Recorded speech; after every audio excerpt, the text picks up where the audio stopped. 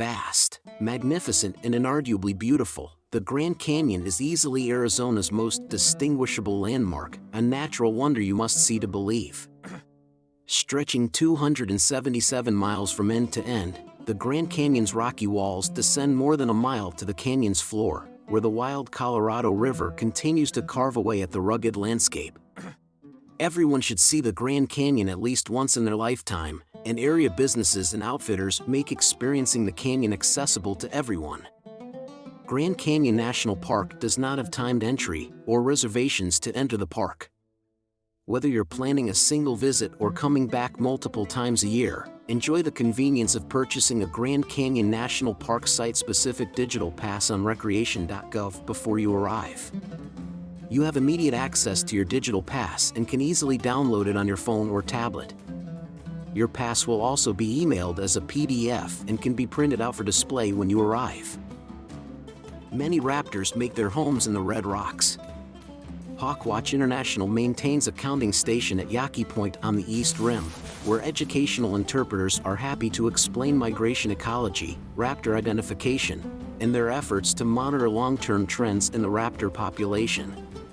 As of fall 2019, researchers had identified more than 20 species of raptors living in the canyon, including sharp-shinned, Coopers, and red-tailed hawks, as well as peregrine falcons and bald eagles.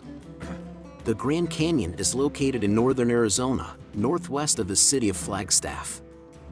The canyon measures over 270 miles long, up to 18 miles wide and a mile deep, making it one of the biggest canyons in the world. This natural landmark formed about 5 to 6 million years as erosion from the Colorado River cut a deep channel through layers of rock. The Grand Canyon contains some of the oldest exposed rock on Earth. The mile-high walls reveal a cross-section of Earth's crust going back nearly 2 billion years. These rock layers have given geologists the opportunity to study evolution through time. Archaeologists have discovered ruins and artifacts from inhabitants dating back nearly 12,000 years. Prehistoric humans first settled in and around the canyon during the last ice age, when mammoths, giant sloths, and other large mammals still roamed North America. Large stone spear points provide evidence of early human occupation. Hundreds of small split-twig figurines made between 1000 and 2000 BC have been discovered in caves in the canyon wall. The figurines are shaped like deer and bighorn sheep. Anthropologists think that prehistoric hunters may have left the figurines in caves as part of a ritual to ensure a successful hunt.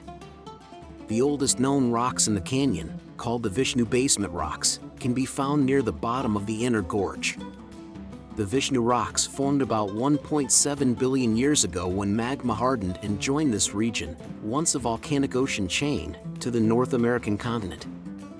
The West Rim, known as Grand Canyon West, sits on the tribal lands of the Hualapai and includes the Grand Canyon Skywalk, a horseshoe-shaped cantilever bridge with a glass bottom, perfect for conquering that fear of heights. Finally, the East Rim, which is lower in elevation at 4,000 feet, is part of the Navajo Nation and features numerous smaller canyons carved by the Little Colorado River.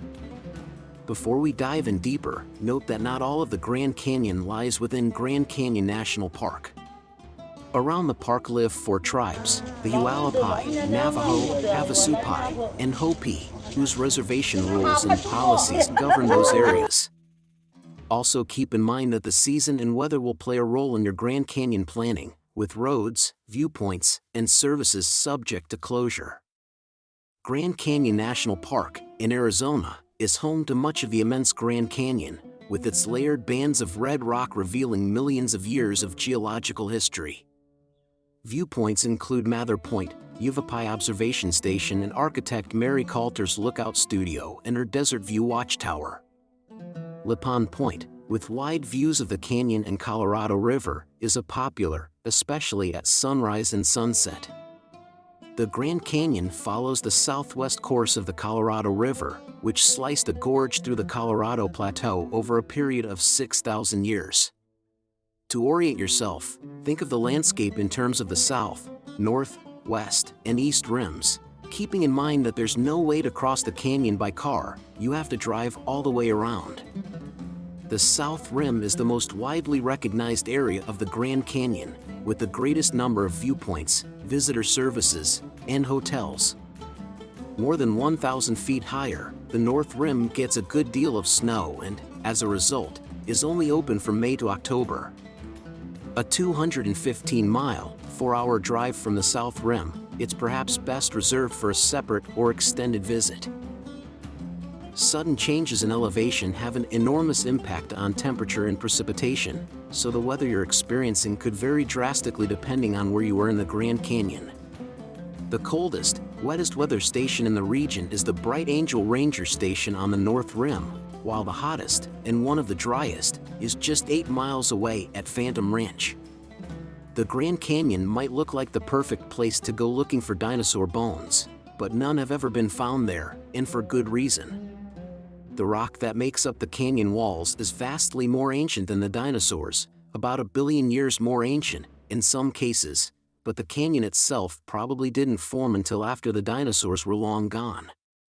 Prior to modern flood control measures, the Colorado River provided a uniquely difficult habitat for fish, with heavy silt, frequent floods, and temperatures ranging from extreme heat in summer to sub-freezing in winter. As a result, only 8 fish species are native to the Grand Canyon, 6 of which are found nowhere outside of the Colorado River. The Grand Canyon offers one of the most visible examples of a worldwide geological phenomenon known as the Great Unconformity, in which 250-million-year-old rock strata lie back-to-back with 1.2-billion-year-old rocks. What happened during the hundreds of millions of years between remains largely a mystery.